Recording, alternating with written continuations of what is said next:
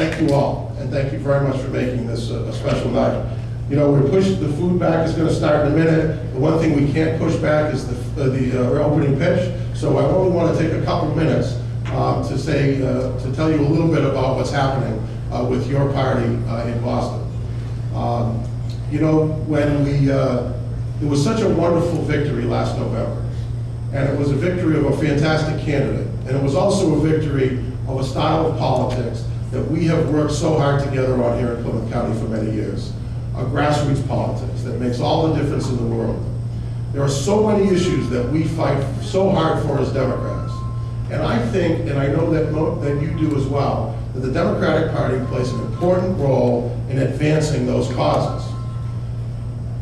Now, when any organization needs to take a second sometimes and think deeply about what it brings to the table in these fights, because the Democratic Party is not the only group that cares about social justice and economic justice and working people and the issues that are important to them. There are lots of elected officials and candidates and organizations that do that. So as a party, what do we bring to this effort uniquely? I think it's pretty straightforward. We bring a network of grassroots activists that is unparalleled. How many people here made it out to Amherst at the convention this past time? Not many, so you're going to have to suffer through a Reader's Digest version of what I talked about there. In Massachusetts, the Democratic Party has 600 local committees. A committee in every town and in every ward in every city. Now, I'm not going to stand here with a straight face and tell you that every one of those 600 committees is active or operating at its maximum efficiency, but they can. Each one of those committees has the opportunity to elect 35 regular members. Now, they can also elect and choose and welcome an unlimited number of associate members. They can add an unlimited number of lifetime members who served on the committee for 20 years or more. So 35 is not the maximum, but it's a capacity that's interesting. If you think with me for a second, if every committee was effective, that would be 21,000 Democratic leaders, by definition, in every corner of our state.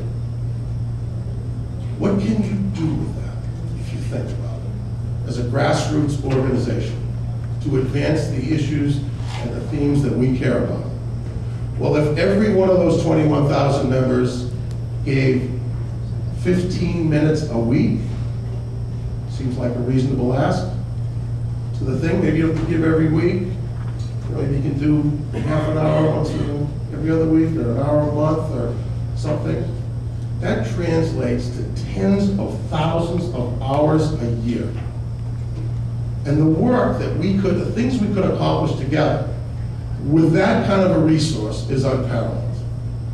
Now, I've been the chair of the town committee. You know, I've been chair of the regional group of the Plymouth County Democratic League. I know how hard it is to make that work, month after month after month, and my hat's off to those people who do it. But we can help at the Democratic State Party, and we intend to. We intend to be a resource. We intend to bring training and backup and support at the state party. I think sometimes people think there was not too much we can do. But I want to tell you, we have 7 full-time staffers, and 7 damn good ones, by the way. And I'd like to take this second to introduce our executive director, Stacey Monahan.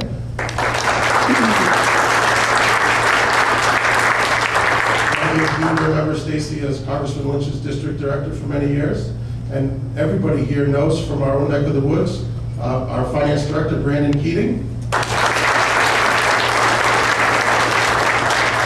You'll notice just about everybody on our staff has some connection to Plymouth County.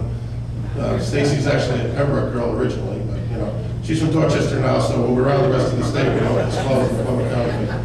But that staff is working to make your lives on the ground easier and more productive.